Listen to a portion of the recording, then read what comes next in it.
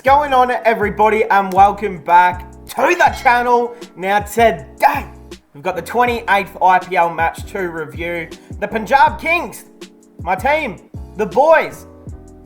We lose pretty comfortably in the end. I mean, losing by 7 wickets and with an entire over remaining. Pretty disappointing stuff from the team today. I mean, there's nothing more to say. Sunrisers, though, you have to give them all of the credit in the world goes to Sunrisers Hyderabad. I mean, let's be honest, no one expected what they're doing right now. Yes, they auctioned decent. They brought in Tripathi, kept Williamson. They've copped a lot of criticism, for how they treated David Warner. They didn't pay the money, pay the big bucks for Rashid Khan to keep him. But they've brought some good players in. They've got a good team going, batting and bowling all around, and they're looking pretty dangerous this year, Sunrisers Hyderabad. So maybe it's not that bad of a loss for the Kings, but then again, there's some big things we've got to talk about in this game. So hey, if you guys are new, subscribe.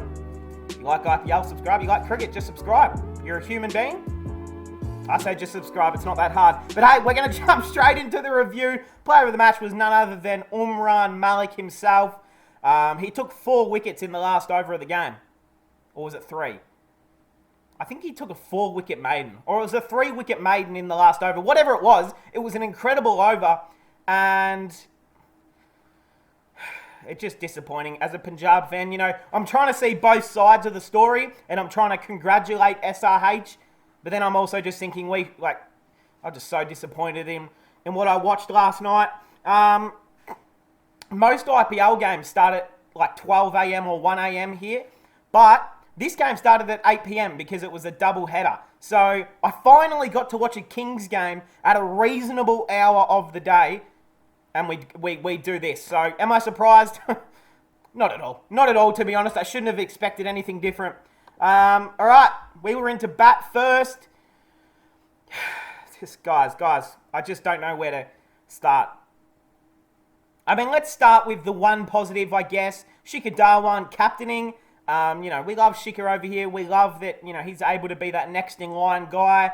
No Agarwal with a toe injury or something like that. So, I mean, I hope he's okay. He's been in some pretty bad form, Agarwal, but he's definitely a guy we need to get back in our team, as soon as possible. Because, I mean, he's one of the best openers in the league. So, we need him ASAP. We can't be playing okay, we're going to try and get his name right, okay? Simran Singh. Now, did I get that right? Probably not. Simran Singh. That'll do. 14 off 11, hit 2 fours.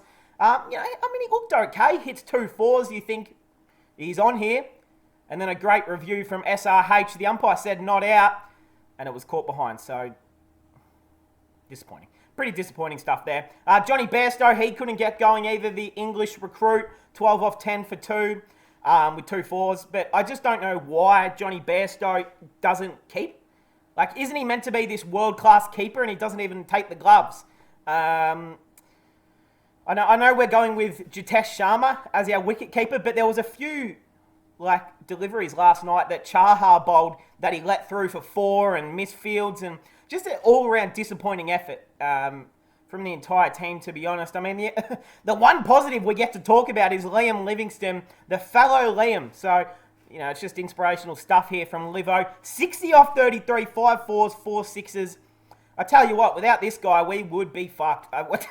That's as nice as I can put it. Without Livo, I don't even want to think about it. It makes me sick thinking about what our team looks like without him.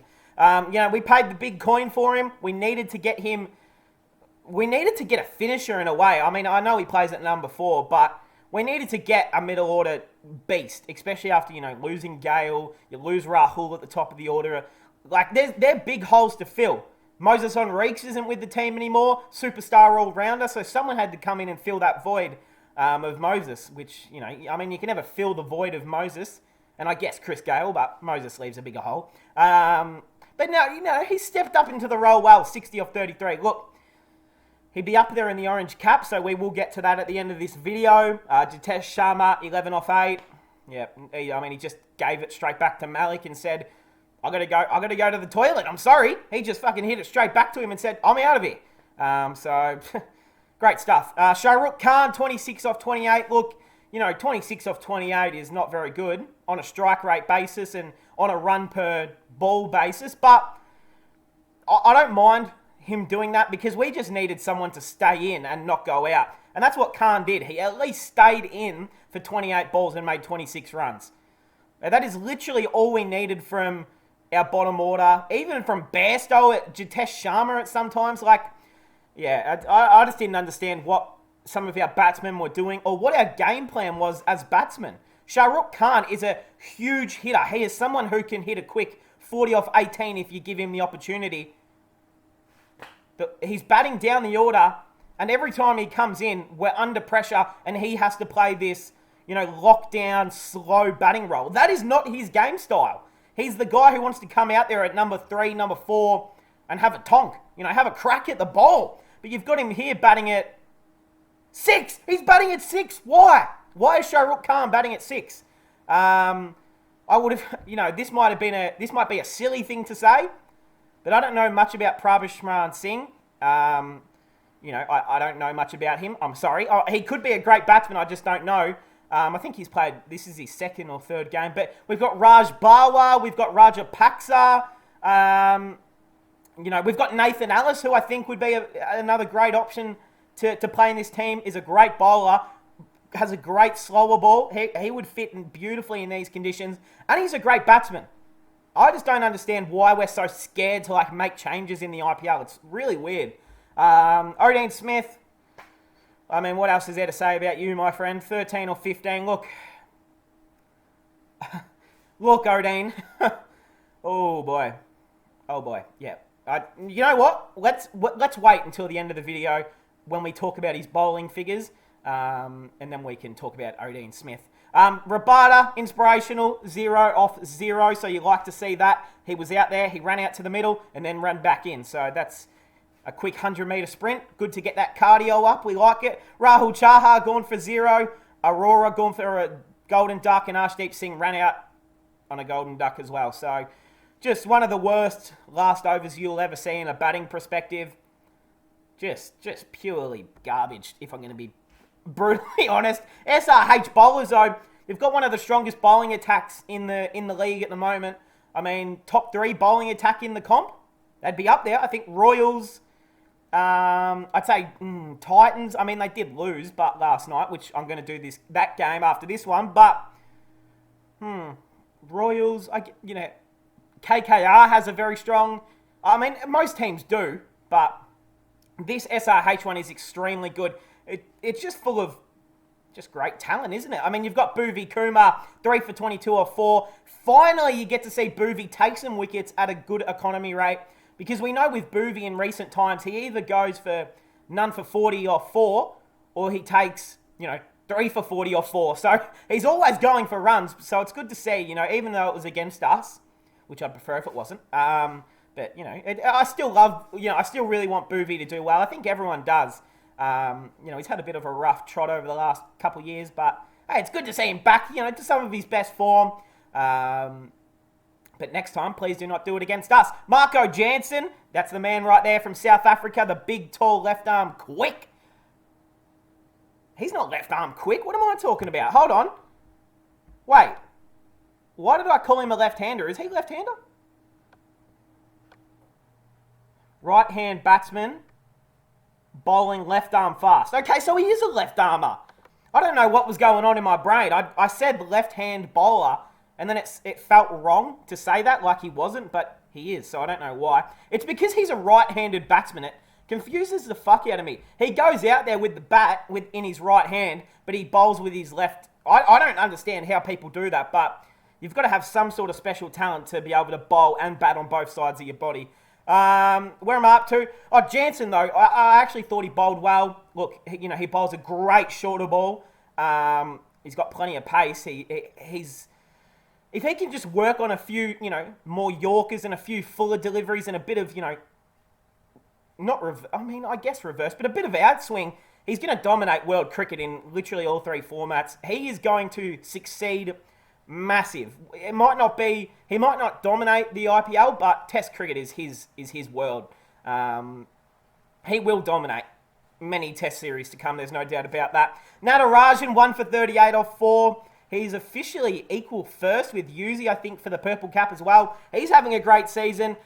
We've got Jagadisha. I'm not going to say the last name because, look, I'm going to butcher. I'll give it a try. Jagadisha Suchith or Sukith or... Okay, it could be anything, to be honest. 1 for 28 off 4. He's a decent bowler. And Umran Malik, as we spoke about, takes a 4-wicket maiden in the last over. 4 for 28 off 4. He just, I mean, not only does he bowl fast, but he actually, like, bowled consistent lines and length the entire 4 overs. Like, he didn't, you know, he does get away. And this happens a lot with fast bowlers. They can bowl a lot of short balls, but then they try and bowl their fuller balls a bit later on in the over, and it's just short pies and crap. But Umran Malik, I mean, he's not a... Look, as much as Umran Malik's impressive, and as much as he bowls fast, he's like a scary bowler to face, right? I wouldn't be jumping it to anything and picking him in a T20 World Cup squad. You know, would he play a game? Probably not. But I think you definitely have to go with guys like... I'm trying to think. I mean, why couldn't he fit into the squad? I mean, obviously you've got guys like Patel, but he's a premium fast bowler. Bhuvi, Shami, Siraj. Obviously Bumrah is obviously there. There are other front line. I'm so interested to see what this Indian team does for the T20 World Cup, because Australia's essentially got our lineup. Our lineup has been settled since we won the World Cup. With this India team, I just always thinking in the back of my mind what their T20 World Cup team is going to be, because India has about 15 to 25 amazing players that could easily get picked for this squad, and I wouldn't have an issue with it. So I don't know when those squads get announced. I assume much later in the year, but I'm already excited for the T20 World Cup. I don't know about everyone else. All right, SRH into bat, a target of 152. To get the win, it was always going to be a pretty comfortable chase, unfortunately. Abhishek Sharma, 31 of 25, 3 fours, 1 6. I mean, who am I to have that 31? It's better than both of our openers. He made more than both of our openers. He made more than our top 3 combined. I mean, if that's just damning enough. Kane Williamson, gone for 3 off 9. We got the early wicket. That was an important one, but Kane Williamson is not looking that good this season. He's looking... Okay, I was going to say something a bit out of pocket there, but he just doesn't look... Okay, I was going to say as invested, but that's not the right word either. It's, you know what, maybe just a lean bit of form. Let's just put it down to that, because Williamson is a legend, whether you like it or not. Everyone probably agrees, but... Yeah, at least it wasn't against us, so that's okay. Rahul Tripathi in at number 3, 34 off 22. Very underrated batsman nowadays, isn't he? 4 fours, 1 6. I don't feel like anyone talks about him, but, you know, I guess on the international scale, when there's guys like Suryakumar Yadav, Ishan Kishan, Rahul, you've got Sharma, obviously Kohli. Did I say Suryakumar? Yeah, I did. Is there any other middle order options I'm forgetting? I mean, I guess Shikhar Dhawan as well, Hardik Pandya, Jadeja, like... There's just not a spot for someone like Tripathi. You know, I think if Rahul Tripathi played for the West Indies, or he played for South Africa, or even England for that matter, he would be in their best teams. But just unfortunately, you get picked for India, the biggest cricketing country in the world. It makes it pretty difficult for yourself to get picked. But after that, Markram, Pooran, they put together an 85-run partnership, and they get the job done really easy in the end. Aiden Markram, 41 off 27. Everyone knows that I really like Markram on this channel. I love both of these players. These are my 2 favourite players for Sunrisers, Aiden Markram and Nicky Pooran. You know, look, I would have liked to see Nicholas Pooran do this for Punjab last season instead of going out for essentially a duck every game. It was just embarrassing. But Aiden Markram, another former Punjab King, but, you know, I've always liked what he can bring. Especially in Test cricket, I thought. But, yeah, I think Markram's still a gun. So, that's, 41 of 27. It's a good partnership. They finished it off. They didn't need to do anything special, Sunrisers. So, they didn't have to do anything out of pocket or do the unimaginary. They literally just had to go out there, create a partnership and win the game. It was as easy as that. Left a whole over remaining. All right, the King bowlers. Let's get into it. Aurora, none for 35 off 3.5. Look, his first game was really good. He has faded a little bit.